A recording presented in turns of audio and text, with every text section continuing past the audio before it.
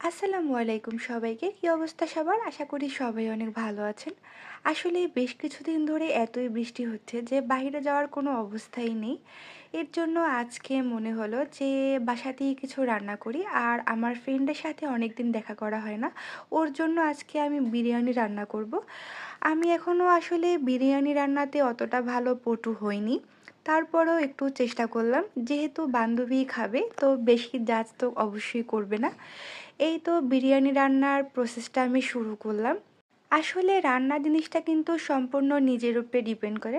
রান্নাটা যদি একদম এনজয় করে করা হয় তাহলে কিন্তু রান্নাটা একদম খারাপ হয় না।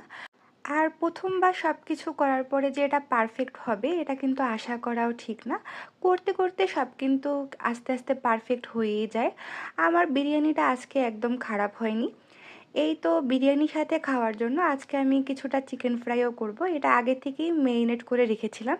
এখন এগুলোকে ভাজতে দিব। আর আমার চিকেন ফ্রাইটা কিন্তু খেতে খুবই ভালো হয়। আপনাদের যদি কারো কোনো রেসিপি লাগে অবশ্যই জানাবেন। এটা অনেক ক্রিস্পি হয়। এই তো আমার খাবার দাবার রেডি। এখন এগুলোকে সার্ভ করব। বান্ধবী খেয়ে কিন্তু খুবই প্রশংসা করেছে, যার জন্য আমি নিজে অনেক হ্যাপি। ওকে, সবাই ভালো থাকবেন।